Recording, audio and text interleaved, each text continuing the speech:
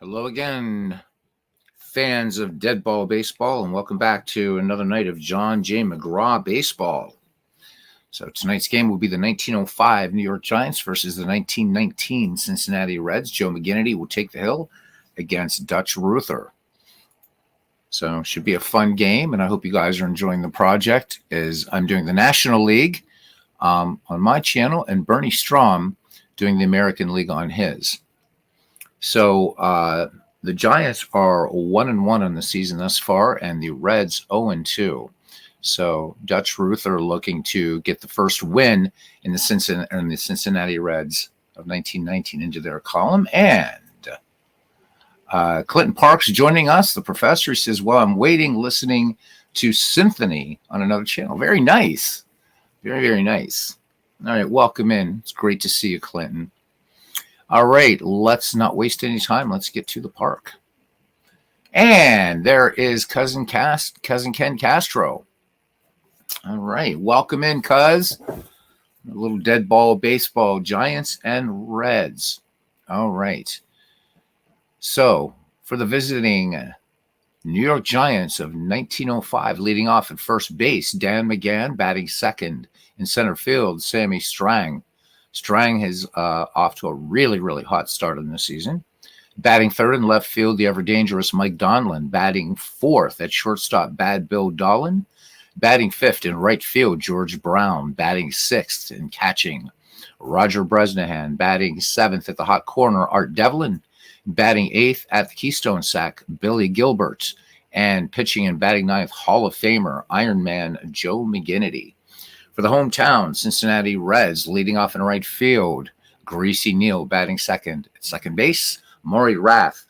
Batting third, center field, Hall of Famer Ed Roush. Batting fourth at third base, Heine Groh. Batting fifth, shortstop, Jimmy Smith. Batting sixth at first base, Sherry McGee, one of my favorite dead ballers. Batting seventh in left field, Rube Bressler. Batting eighth and catching, Bill Raridan. And pitching and batting ninth, the lefty, Dutch Ruether. So here we go. Pre-game statistics or analysis show the New York Giants heavily favored in this matchup.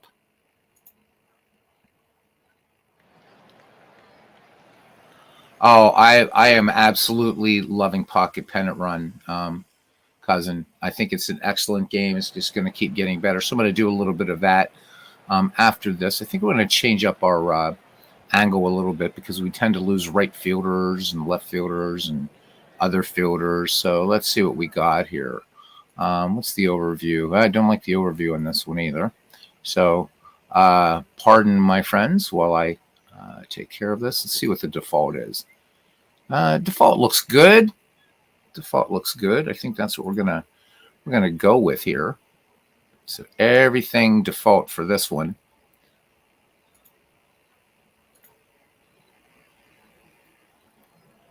I decided to, I know the first game that I did when I started this on Saturday night, I was using that filter with the kind of black and white bit and stuff like that. And while it's really, really fun, there's a tiny bit of a strobing effect on it. And I've decided not to use it because while I warned people in the chat and I warned people at the beginning, what I'm afraid of is, somebody, I don't know, I know enough about epilepsy to know that strobing effects can be, I just don't want to take any chances. So going forward, if I do use a black and white or sepia filter, I'll do that, but we're not going to have that kind of old film grainy look or scan lines or whatever. I just, don't want to take that kind of chance. And really, we're here to talk baseball and all that kind of stuff anyhow. All right, so Ken Castro says he's taking the Reds to come back from their earlier game. All right. Yeah, Symphony is excellent, excellent, excellent stuff, and I definitely know it well as a keyboard player. All right, the Southpaw Dutch Ruether looking to get the first win of the young season for these 1919 Cincinnati Reds. So welcome to Redland Field. And let's have a quick look at the weather here before we start our game. Attendance today, 4,388. It's partly cloudy. And a nice day in Porkopolis at 55 degrees. The wind is blowing out to right at 10 miles per hour. And we are ready to go as we pan around Redland Field. And the first pitch to Dan McGann. Here's the 0-1. And McGann swings and long fly ball out to center field, but Ed Roush with incredible range out there, making the catch for out number 1. All right, brings up Sammy Strang. As I said, Sammy off to a good start. He's 4 for 8, including 2 runs batted in. So Strang really shined the other night play. The lefty Dutch Ruether behind him, 3-0. And this one outside for ball 4. So that knuckler missing from Dutch Ruether, that puts the speedy Sammy Strang aboard. And Mike Donlin comes to the plate. Donlin hitting .333 in the young season. Here's the pitch. The runner goes. The throw down is fine and on target. So Sammy Strang caught stealing. Bill Raridan, very, very good at gunning him down back there. Donlin back in the box. The count even. 2 balls, 2 strikes. Donlin, big cut and a miss. That one a little fastball. So Ruether mixing them up here. So New York does nothing. And we go to the bottom of the first inning. The Giants, nothing, and the Reds coming to bat. Bernie Strom joining us here at the ballpark. Remember to check out Bernie's channel for not only his great replays, but also he's the other half of this project, the Mac League. So named for Connie Mack, and Bernie featuring American League dead ballers. So Bernie took a little bit of a different approach than I did. And I think it's going to prove to be interesting, kind of fun, and that there's 3 Philadelphia Athletics teams on there. 2 of them, right, the 1910 Athletics and the 1911 Athletics.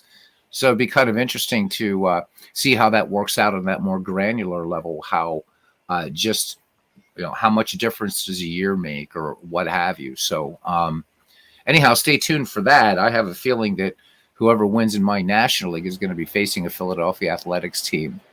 All right, here's Greasy Neo to lead things off here for the Cincinnati Reds. Neo batting .250 on the young season. The 0-2 pitch on the way from the Iron Man, Joe McGinnity.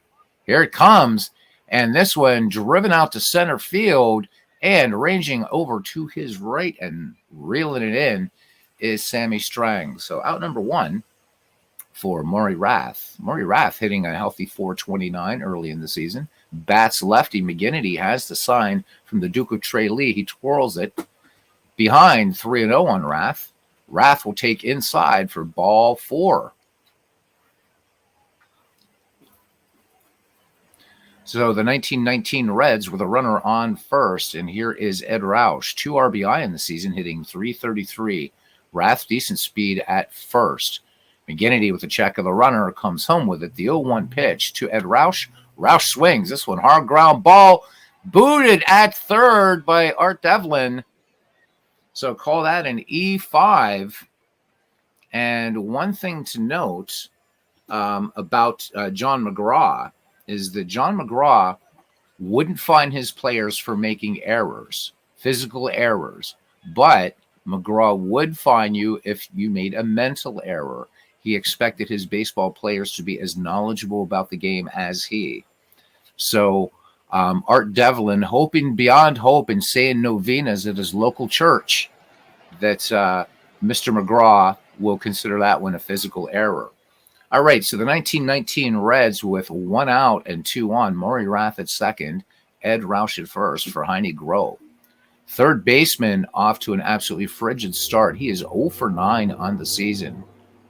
So Heine Groh, pretty good contact hitter, pretty decent power for the dead ball era. Looking to change things up right here. A 1-0 pitch. And Groh cuts on this one, grounder to short, and they will not turn 2, and they will not turn any. Heine Groh ripping down the line there at first. And all of a sudden, the Cincinnati Reds have the bases loaded. 1 down, they need to capitalize. McGinnity and the Giants, of course, looking for the double play ball. All right, Jimmy Smith. Pardon me a moment.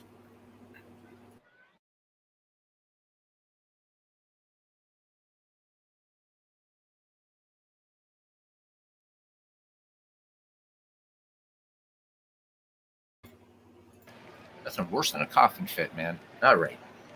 So Jimmy Smith, 3 for 7 with a run batted in, hitting .429. So Cincinnati looking to draw first blood here. Bases sold out of Redlegs, huh?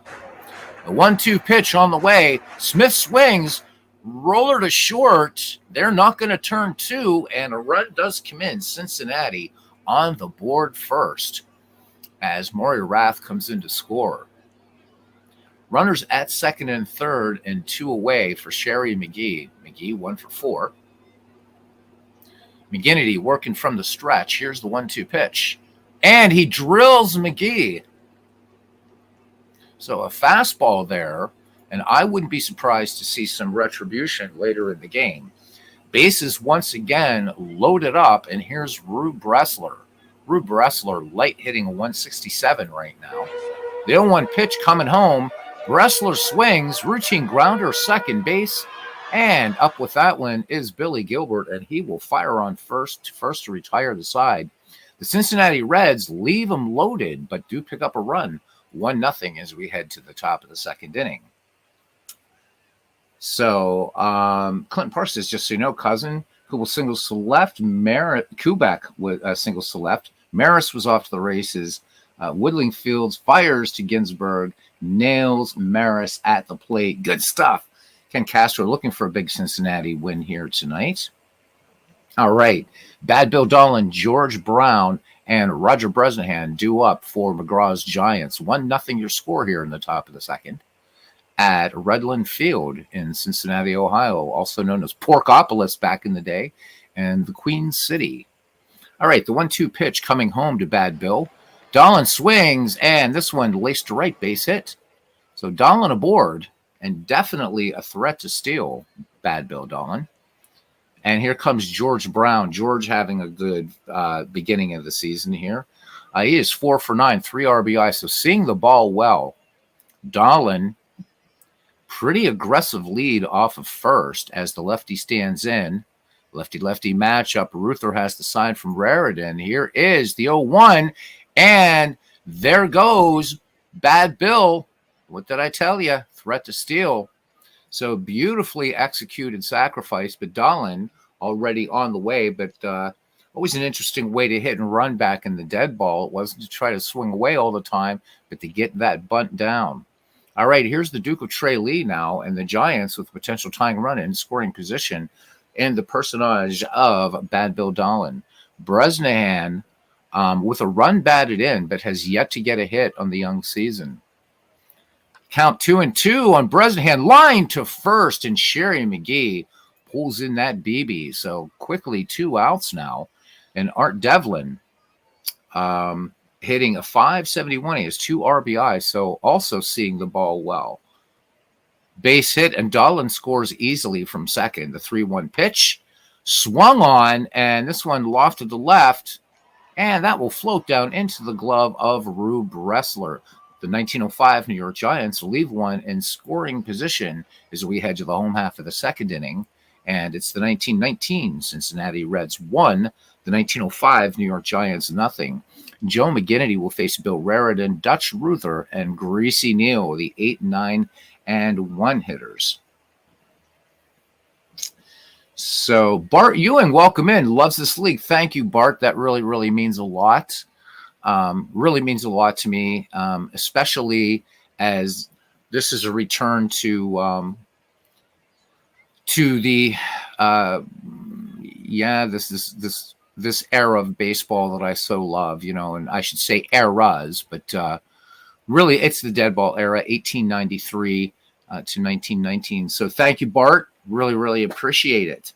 As Ken is telling Clinton about last night's game, and there was a lot of base running craziness and risks and stuff. So again, one of the strong features of out of the park baseball that isn't going to get a lot of press because not a lot of people play in this era is the fact that this game plays dead ball baseball right off the rip. You don't have to make a single adjustment. It just does it so well. Not that I was there in the dead ball era, but for the years that I've studied, this time period of the national pastime, and looking at the tactics, having sacrifice bunts by, the number 5 hitter, things like that.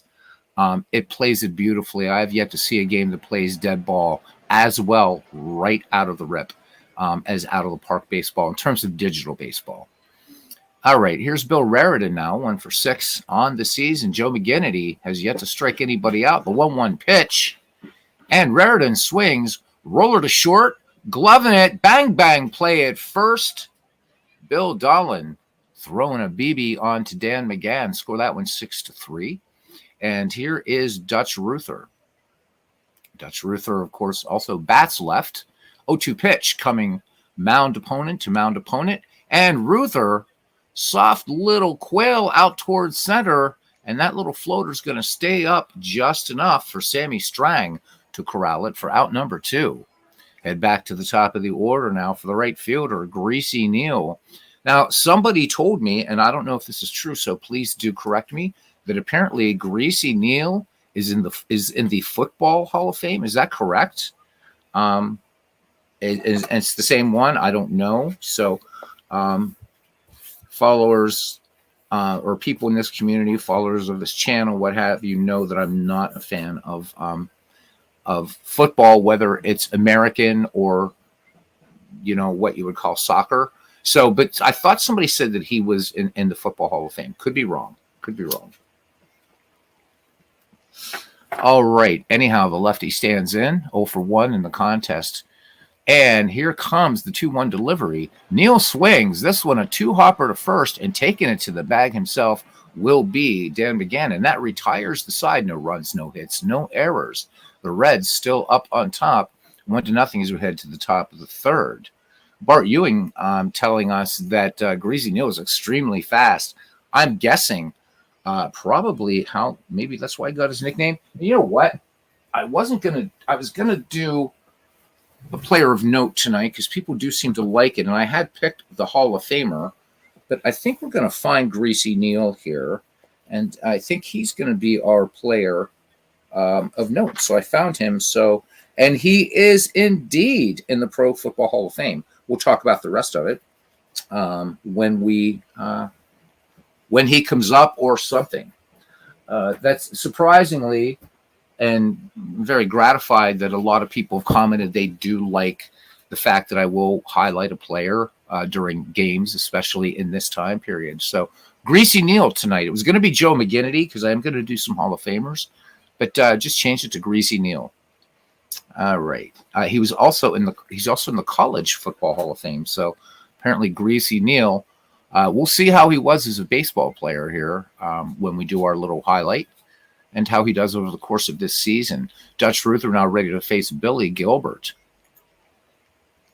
All right, here is the pitch. Gilbert swinging on the first pitch. This one, another little just lazy fly ball out to center field. And Ed Roush sitting down, lighting a little campfire and waiting for it to pop into the leather. So 1 away now for the Iron Man, Joe McGinnity.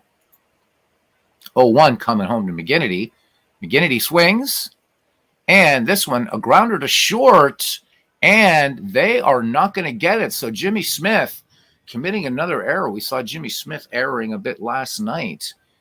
So score that one, E6. And Joe McGinnity is on first. And Joe McGinnity, no slouch in terms of being a base runner. Back at the top of the order now for McGraw's Giants and Dan McGann, who's 0 for 1.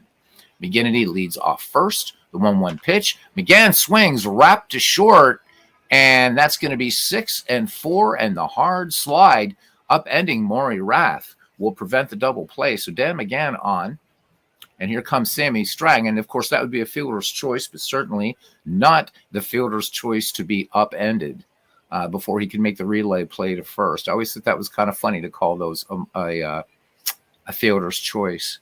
All right, Dan McGann, good speed at first, and speed was the name of the game back in those days. Swing and a miss, beautiful 2-2 pitch, and that knuckleball floating right in there, and the Dixie Thrush. What a great nickname for Sammy Strang, so known as the Dixie Thrush. The Reds commit an error. It does not come back to bite them. We head to the home half of the third inning, and it's the 1919 Reds 1, the 1905 Giants nothing. So we have Maury Rath, Ed Roush, and Heine Groh due up. Maury Rath in the box now against McGinnity, who in 2 innings of work has walked one, given up a hit and a run. Here's the wind and the delivery. Rath, first pitch swinging. This one bouncer to second. And the Dixie Thrush has it and fires on to Dan McGann. I'm never going to forget that nickname, the Dixie Thrush. Ed Roush, nothing for one. Cincinnati looking for big things out of Roush this season. Reached on an error last time, and this one grounded to short, and Bill Dahlin all over that one and makes the hard peg onto first to retire Roush. Here's Heine Groh now, 1 for 1, has the sole Cincinnati hit against Iron Man McGinnity. The count, 1 ball, 1 strike, singled, and drilled. So there we go. Another hit batsman in this game. And that brings up Jimmy Smith. So Jimmy Smith looking to make up for that error. Does have an RBI in this game, responsible for this lone Cincinnati run. Decent speed at first in Heine Groh. 2 down here in the bottom of the third. The Iron Man deals. Smith grounded out last time and strike 3. So the Reds strand 1. We got a good tight ball game here as we enter the top of the 4th inning. It's the 1919 Reds 1 and the 1905 Giants nada. All right, brings up the great Turkey Mike Donlin, Bad Bill Dahlin, and George Brown. Dahlin, nothing for 1. Ruether peers in, has the sign from battery mate Bill Raritan. Here is the 1-1 delivery to Donlin. Donlin swings and ground ball down the first base line, and Sherry McGee will take it to the bag himself. 3 unassisted. And here's Bad Bill Dahlin. Bill Dahlin has the lone Giants hit in this game. The 0-2 pitch. Dahlin swings, grounder to third, ripping down the line, but not in time. Heine Groh with a strong throw to Sherry McGee will retire Bad Bill. So quickly 2 away here in the visitors' half of the 4th, and George Brown comes to the plate now.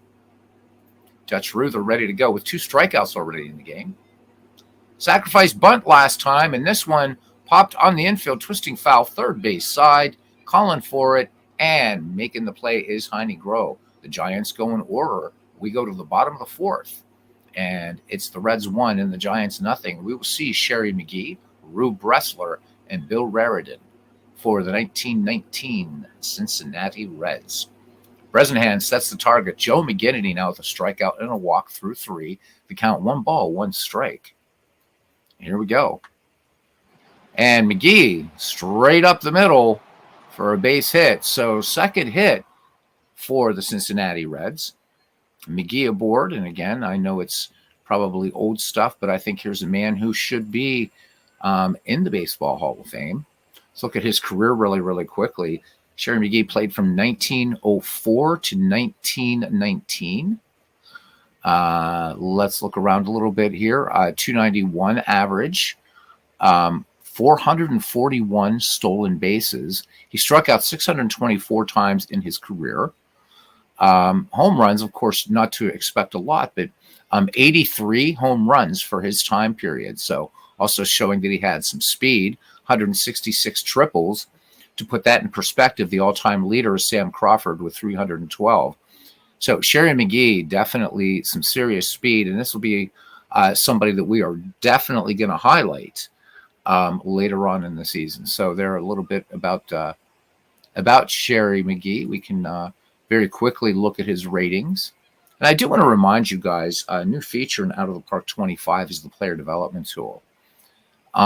Avail yourself of it. It's really fun. I'm not going to be using it in this particular league, but I am kicking around the idea, and this is the first time I'm kind of making this public, of maybe doing it in the next McGreevy league, allowing people to have that sort of involvement if they do want to have a little bit of fun and do some player development. I've shown how that works a number of times in the channel. So thinking about it. All right, Sherry McGee on first. Here is Rue Bressler now. Nobody out in the bottom of the fourth. Joe McGinnity from the 0-1 pitch, and there goes McGee. And this time, even for all the pay-ins to his speed, he is out. So Bresnahan 2 for 5 now, and cutting down runners. Bases empty and 1 out. Cincinnati looking to add to its lead. Excuse me, but are we being sociably late tonight? Oh, my goodness. So there we go. Aaron Reed joining us. So, yeah, haven't been doing a lot of broadcasting lately, Clinton. The numbers have not been high for viewership, but I kind of look at this now as a way to engage the community that is here, which is important to me, and also there for people to catch them when they want. So, all right, here we go. Rue Bressler, nothing for 1. Here is the pitch. And Bressler swings. This one, routine grounder to short. Little double clutch there by Bill Dolan, and fires on to Dan McGann for the 6-3 putout. So 2 away now for Bill Raritan. Raritan, nothing for 1. Here is the 1-0 pitch. Raritan swings, and this one going out to center field, ranging far to his right, and reeling it in is Sammy Strang. So Cincinnati picks up a hit, and that is it. Caught stealing, we go to the top of the 5th, and it's still 1-0 Cincinnati in a good tight ball game. 1 error each, and still waiting to see whether there's going to be some hit batsman retribution in this game or not. Roger Bresnahan, Art Devlin, and Billy Gilbert, the Dixie Thrush. I love that. I love it. All right. Bresnahan in the game is nothing for 1. Again, the Giants only with 1 hit thus far. Duke of Trey Lee connects. Liner right to second. Maury Rath making the play. 1 up, 1 down for Art Devlin. The Reds looking very, very sharp tonight thus far. Count full and Art Devlin. Devlin swings. This one twisting toward the foul line and right. And Greasy Neal does get it in fair territory. Nice running catch there. So 2 away very quickly now for Billy Gilbert. Keystone Sacker in there against Dutch Ruether with 2 strikeouts and a walk through 4 2/3 for Dutch. A 1-2 pitch. Swing and a miss. Beautiful fastball by Dutch Ruether. No runs, no hits, or errors, and nobody left on. We go to the home half of the 5th here at Redland Field in Cincinnati, and the hometown Reds leading the Giants 1-0. All right. So it'll be Dutch Ruether, and then we'll pause and do our little read-up on Greasy Neal, and then batting third in the inning will be Maury Rath. All right. Here we go. The 0-2 pitch now to Dutch. Swing and a miss. So second strikeout issued by Joe McGinnity, and now we will do our pause and read through. This is where people either run away and go to the bathroom, switch to another channel, or occasionally stay and listen, which is awesome too. All fun. Just a quick announcement. There will be a ball game tomorrow night. I'm going to catch a bit of the presidential debate, and no, that is not an invitation for us to get political here. Just going to be watching a bit of it because it's important. But, there will be a game tomorrow night. We're probably going to dispense with featuring a player tomorrow night. Just because I do want to get a game in and keep this thing moving. All right, so it'll probably still be coming on at the same time as we did tonight. All right, here we go. So Greasy Neal, real name Alfred Earl Neal. He was born on the 5th of November, 1891 in Parkersburg, West Virginia, and died on the 2nd of November, 1973 in Lake Worth, Florida. He made his Major League debut on the 12th of April, 1916 with the Cincinnati Reds. He batted left and threw righty, 6 feet, 170 pounds. Although he always claimed that his abilities were limited, Greasy Neal was talented enough to play professionally in 2 sports. Early on, he was best known as a fast outfielder, thank you, Bart, with a reliable bat, and he spent 8 seasons in the major leagues and starred in a World Series. But the year after he joined the Cincinnati Reds, he also began playing football with the Canton Bulldogs of the pre-NFL Ohio League. Neal, who had earned his lifelong nickname in an argument with another youngster, had excelled at basketball, football, and baseball at West Virginia Wesleyan College. So here we go. A man, editorial comment here, who would have been more of an exception in this era of baseball, and that he was a college man. So I think that's pretty fun, pretty interesting. The Reds signed him after college, and in 1916, his first year in the majors, he batted .262. The next year, he boosted that to .294. That, however, was the offensive high-water mark of his career. Neal's main value was as a wide-ranging outfielder and base-stealing threat. In 1919, the longtime cellar-dwelling Reds won the National League pennant. In that year's World Series, they met the Chicago White Sox and defeated them in 8 games. Only later was it revealed that 8 of the White Sox players had conspired to throw the series. Neal was a star for Cincinnati, batting .357 and leading the Reds with 10 hits. Traded to the Philadelphia Phillies in 1921, he returned to the Reds before the season ended. After 3 appearances in 1924, he left the majors, but not major team sports. Neal had started coaching football even while he was still playing for the Reds, and he was a successful college football coach for a number of years. When millionaire Alexis Thompson succeeded Bert Bell as the owner of the Philadelphia Eagles in 1941, he hired Neal as his coach. The Eagles had been a perennial second-division club since they were founded in 1933, but Neal built them into a power. They were runners-up in their division in 1944, 45, and 46. Then in 1947, the Eagles won the NFL's Eastern Division. The next year, they went one better, defeating the Chicago Cardinals 7-0 for the championship. A year later, they defeated the Los Angeles Rams in the title game 14-0. Neal retired after the 1950 season. He was later elected to both the College Football Hall of Fame and the Pro Football Hall of Fame. So lifetime stats as a baseball player in 788 games. He had 2,661 at-bats, 319 runs scored, 688 hits, 8 home runs, 200 runs batted in, an on-base percentage of .319, slugging average of .332, and a lifetime batting average of .259. So there we go.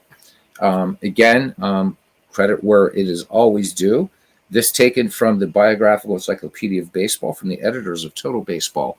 This book, bit over 1,200 pages in length. Good, heavy book, and I think just a great, great resource. So there we go. Yeah, so he was and there we go. We have, who else do we have? So everybody needs a beer here, we see. Greasy Neal was the football coach for the Eagles, says Chris Slovic joining us. All right, let's get back to the game now. Greasy Neal, nothing for 2. 2 hits for Cincinnati, 1 for the Giants. Here we go. 1-1 pitch to Neal, and Neal wraps this one to first, and this one gets by Dan McGann and on into, this one past Billy Gilbert, and on into right field. So Greasy Neal, happy that we read about it. That looked like that got past Dan McGann, but we'll take it. Anyhow, so Greasy Neal up there in heaven, pretty happy that we read about him, comes through with the 3rd Cincinnati Red base hit. Now here's Maury Rath. Let's see if Greasy Neal can take off here. Trying to get into scoring position and add some insurance. So far, the Giants are sleeping. The 1-0 pitch. Neal on the way. Beautiful bunt down in front of the catcher, rolling up along the keyhole. Bresnahan with the bare hand play fires onto first to retire Maury Rath, and Greasy Neal moves into scoring position. So 2 out here now for Ed Roush. Ed Roush looking to get a hit here today. Roush 3 for 11 thus far in the season. Here's the pitch, and they're going to pitch around Ed Roush. So not off to the strongest start, but they know that Roush definitely could pad a lot of runs here. So they're going to pitch to Heine Groh. Heine Groh owns the only hit thus far off Joe McGinnity. Or I'm sorry, one of the 3 hits off Joe McGinnity. The 0-1 pitch. And McGraw is hit. So McGinnity, McGinnity's strike zone, I think, is painted on the bodies of Cincinnati Reds batters. So we have 3 hit batsmen today. And the bases sold out. Now, the Reds left them loaded before earlier in the game. Let's see what they can do. That was back in the first, actually. Joe McGinnity with 3 hit batsmen, 2 walks, and 2 strikeouts. The 1-2 pitch to Jimmy Smith. Jimmy Smith swings, and this one hit hard to center field, but it does not have any more distance than the end of Sammy Strang's glove. So once again, the Cincinnati Reds fail to capitalize in a sold-out situation, and we will move along to the top of the 6th inning. And the Giants will send up Joe McGinnity, Dan McGann, and Sammy Strang. Tight one going on here, 1-0.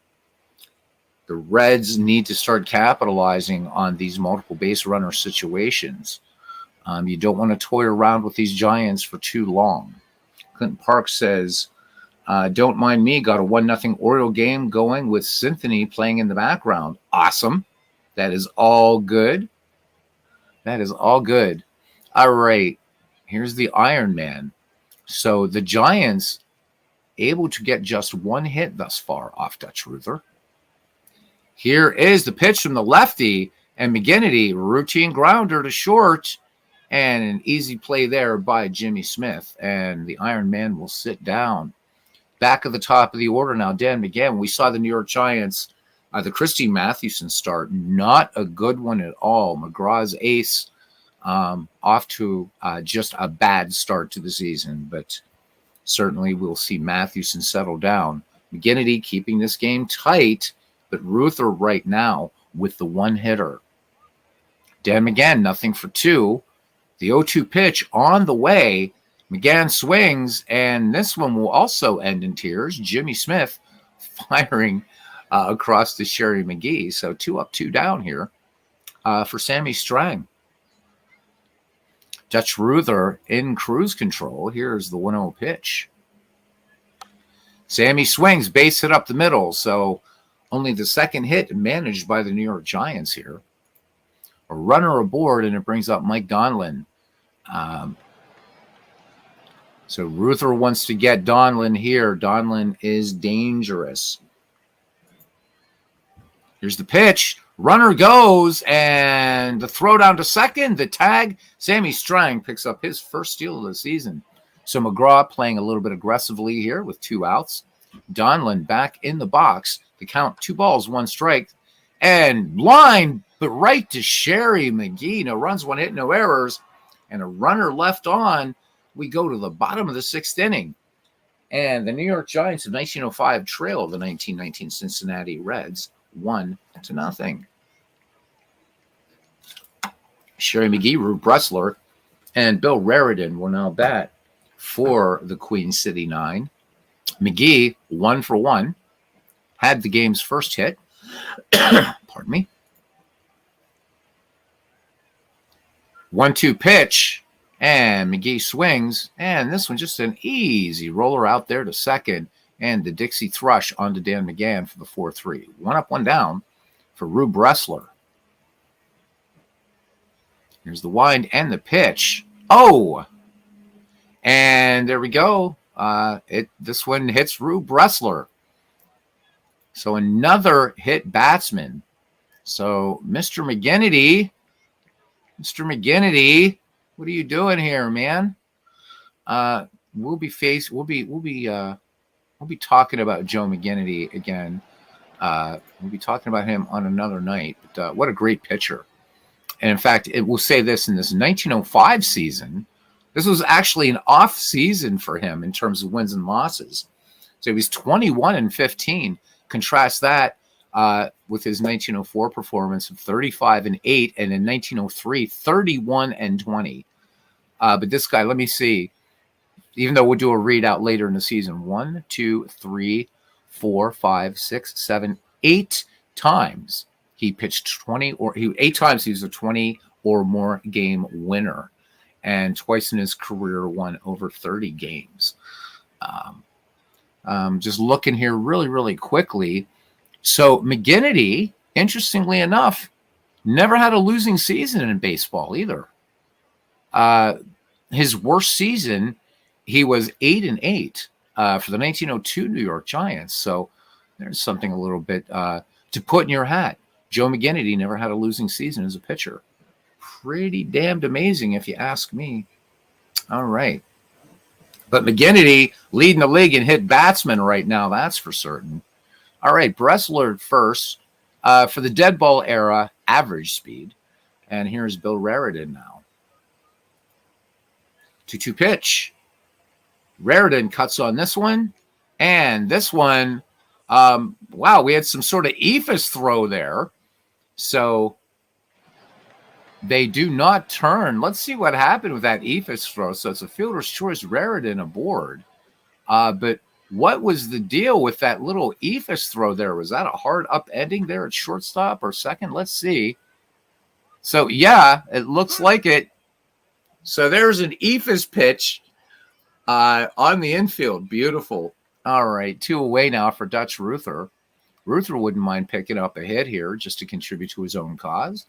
The 0-1 pitch to Dutch.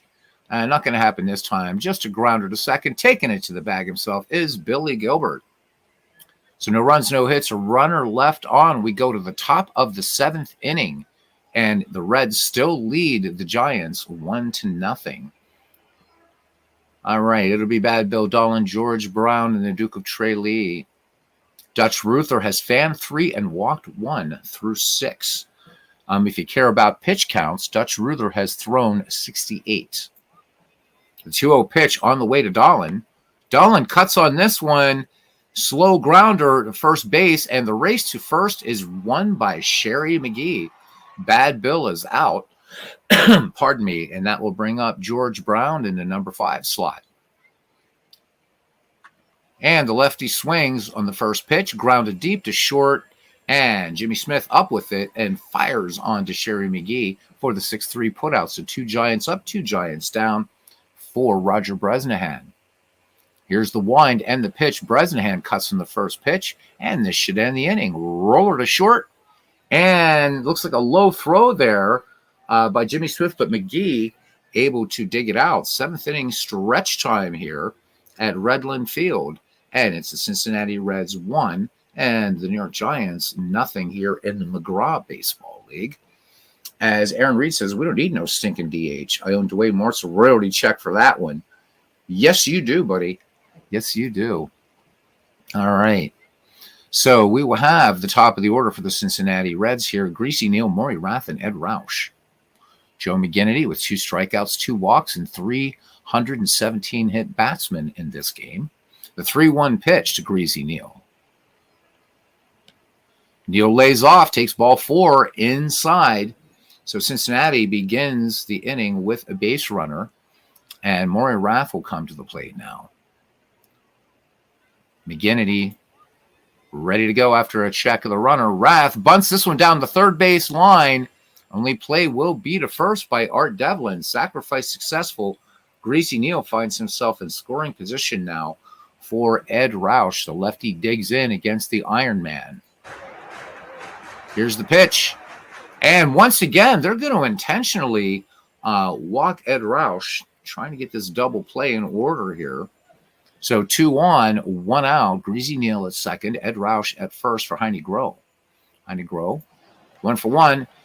Here's the 0-2 delivery. Groh swings up the middle. No double play here, Aunt Minnie.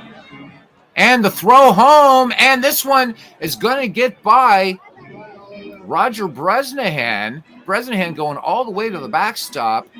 And another run comes in for Cincinnati. It is 2-0 now. So that one costly. Let's have another look at that play. Tight ball game like this. So let's give it a look-see here. So beautiful, just clean single up the middle. But bad throw by Strang that goes offline. Bresnahan's got to chase it. And by that time, the run scores. So 2 in scoring position, 1 away. First base is open. Here's Jimmy Smith waiting on deck. Sherry McGee. See what McGraw and McGinnity decide here. The 2-2 pitch. Jimmy Smith swings. This one popped high in the infield. Bresnahan and McGann converging, but McGann will make the play in foul territory. So 2 outs here. Now as Sherry McGee strides to the plate. 2 in scoring position as Cincinnati run in here thus far. So 2-0. And this is going to be 4 wide ones. Intentional walk issued, and the bases loaded again for the Cincinnati Reds. Can they break it open this time? Rube Bressler, just 1 for 8 on the season. Ed Roush at third. Heine Groh at second. Sherry McGee camped at first. No room at the inn. But can Rube Bressler cast in on a possible reservation? Let's see. The 1-1 pitch. Bressler swings, and nope. This is just going to be a harmless grounder to first. McGann will take it himself. Once again, the Cincinnati Reds leave them loaded, but they do pick up a run. It is 2-0 as we go to the top of the 8th inning. Game moving along at a pretty good clip here. It'll be Art Devlin, Billy Gilbert, and Joe McGinnity. So Ruether right now working on a 2-hitter. Interesting, I was going to do Ruether as our player tonight. We'll do him another night. Real short little read-up on him. But right now, pitching a 2-hitter, saying to me, you should have picked me. Look what I can do. Pitching a good ball game. Count full on Art Devlin. Devlin swinging on that 3-2 pitch, and this is going to go out just in the shallow grass. Now back on the dirt, and pulling it down is Maury Rath. So 1 up, 1 down now for Billy Gilbert. Gilbert, first pitch swinging. Easy ground ball to second. And that's going to be Maury Rath making that play onto Sherry McGee. So the Reds just looking sharp here and doing everything right except capitalizing on bases loaded situations. All right, here's Iron Man McGinnity. 0-2 pitch. And McGinnity lines this one out to left, trailing over toward the foul line in left field. Rube Bressler will bring that bird down. We go to the bottom of the 8th. Cincinnati holding on to a 2-0 lead here as Bill Raritan, Dutch Ruether, and Greasy Neal will face Joe McGinnity. Bets already going on in both dugouts as to who the next hit batsman is going to be. McGinnity ready to deal now to Raritan. Here's the pitch. Raritan swings, 2-hopper to short. Easy play for Bad Bill Dolan. So 1 up, 1 down now. Dutch Ruether will have a go. 0-for-3 against McGinnity. The 1-0 pitch coming in. Swung on, and a little blooper right there to first. Dan McGann gloves it for out number 2. When we go to the 9th, for New York, we'll see Dan McGann, Sammy Strang, and Mike Donlin.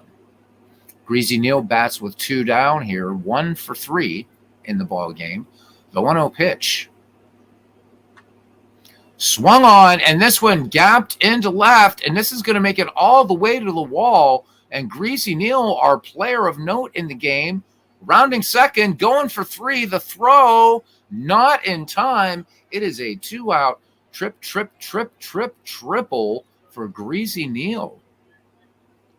All right. And step into the plate now, Maury Rath, who is 0-for-1. Looking for that 3rd Cincinnati run here in the bottom of the 8th inning. McGinnity ready to deal from the stretch in the 1-0, and this is going to end with a routine grounder to second base. Gilbert to McGann. No runs, 1 hit, no errors, and a wasted triple. We head to the 9th. Last chance here for the Giants to get a winning record. The Giants right now 1-1. The Reds 0-2, so the Reds looking for their first win of the season. Dutch Ruether right now with a 2-hit shutout. And Ruether up to 84 pitches. Lots of petrol left in the tank for him. Dan McGann, Sammy Strang, and Mike Donlin. The Southpaw deals behind 2-1 to McGann. Here's the delivery. McGann slaps this one to third. And that's going to be Heine Groh to Sherry McGee. 1 down. Here's Sammy Strang now. He has one of the only 2 Giants hits in this game. 2-2 pitch. Strang, slow roller to third. Undeterred, Mr. Grow to Mr. McGee. And it comes down to Turkey Mike Donlin. Dutch Ruether studies Raritan signs. Count full. Donlin swings. Number out in front of the plate. And the throw to first. And that's your ball game. The Cincinnati Reds defeat the New York Giants. Let's have a not much of a write up here. So Dutch Ruether was lights out while two hitting the New York Giants. So Ruether, we're going to look at the hit batsman and stuff like that. So 3 strikeouts and a walk. So the line for the victorious 1919 Reds, who now go to 1-2, 2 runs, 5 hits, 1 error for the New York Giants of 1905, now with an identical record of 1-2. No runs, 2 hits, 2 errors. Let's see here. We got to look around. So, Joe McGinnity, there was no retribution at all on the part of the Reds.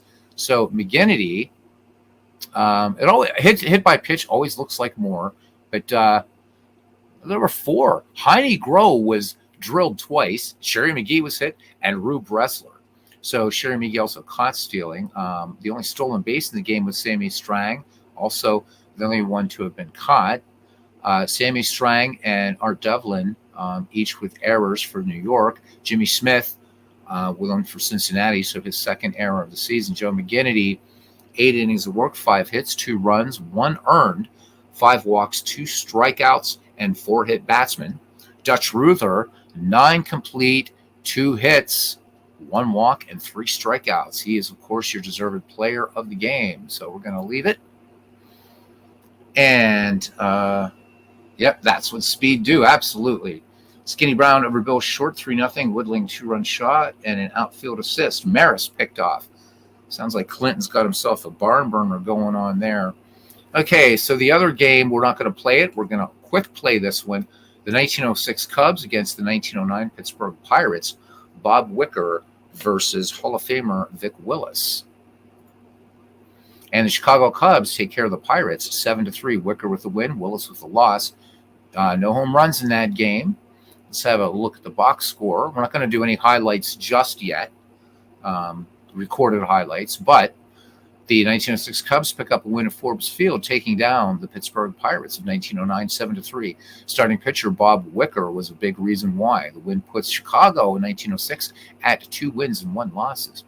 Who knows how it might have ended had it not been for Frank Chance. The Chicago first baseman had a run-scoring double in the top of the first inning to put the Cubs on top 1-0. For the game, Frank Chance had 1 double and 1 single in 4 at-bats. So there we go.